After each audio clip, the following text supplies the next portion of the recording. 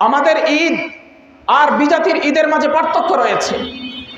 আমাদের ঈদ এবং অন্য জাতির উৎসবের মাঝে পার্থক্য রয়েছে।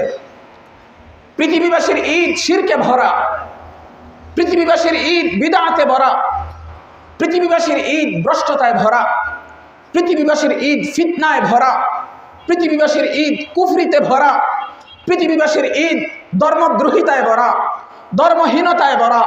পৃথিবীবাসীর ঈদের মধ্যে নাস্তিকতা থাকে। আর আমাদের ঈদ উৎসব আলহামদুলিল্লাহ, আমাদের ঈদ উৎসব হচ্ছে দ্বীন ধর্ম, আমাদের ঈদ উৎসব হচ্ছে ইবাদত, আমাদের ঈদ উৎসব হচ্ছে আল্লাহর শরণ, আমাদের ঈদ উৎসব হচ্ছে তাকবীর, আল্লাহর শ্রেষ্ঠত্ব বড়ত্ব বর্ণনা করা।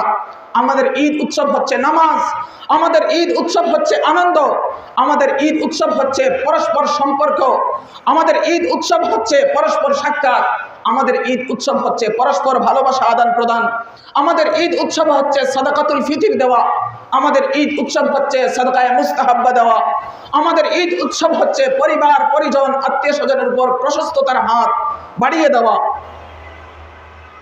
এছাড়াও আল্লাহর আনুগত্যের ভিতরে থেকে বিভিন্ন বৈধ বিষয়গুলো উপভোগ করা, এটা হচ্ছে আমাদের ঈদ। আমাদের ঈদের মাঝে শিরিক নেই, আমাদের ঈদের মাঝে কুফর নেই, আমাদের ঈদের মাঝে বিদআত নেই, আমাদের ঈদের মাঝে ভ্রষ্টতা নেই, আমাদের ঈদের মাঝে ধর্মদ্রোহিতা নেই, আমাদের ঈদের মাঝে ধর্মহীনতা নেই, আমাদের ঈদের মাঝে নাস্তিকতা নেই। এই বিষয়গুলো মাথায় রেখে আমাদের ঈদ উদযাপন করতে হবে। দুঃখজনক হলেও বাস্তব হচ্ছে আজকের মুসলমান যারা আমরা, আমাদের অনেকেই আল্লাহ প্রদত্ত যে আনন্দগুলো আছে এগুলোতে আমরা অনেকে সন্তুষ্ট না,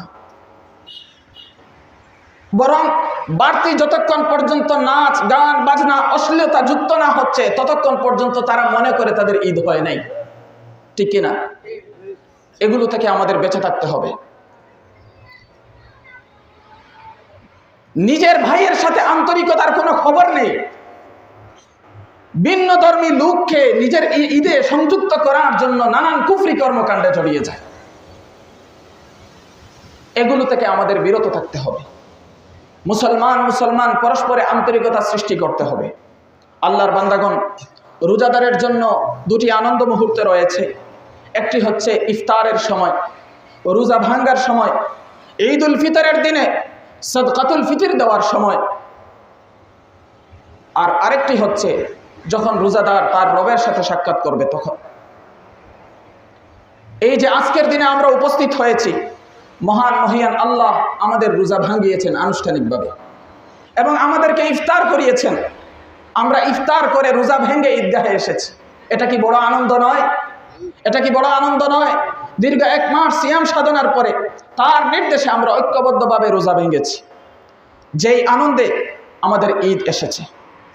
এজন্য আমাদের জন্য আবশ্যক হচ্ছে বিজাতির কৃষ্টি কালচার, পৃথিবীবাসীর ঈদ আনন্দ উৎসব পরিপূর্ণরূপে পরিত্যাগ করা এবং আমাদের ঈমান, আমাদের আকীদা বিশ্বাস, আমাদের আমল আখলাক এগুলো সংরক্ষণ করা দয়াময় আল্লাহর সাহায্যে। এবং আমাদের জন্য আবশ্যক হচ্ছে আল্লাহর শুকরিয়া আদায় করা, কথার মাধ্যমে, কাজের মাধ্যমে, আমলের মাধ্যমে, নিয়তের মাধ্যমে।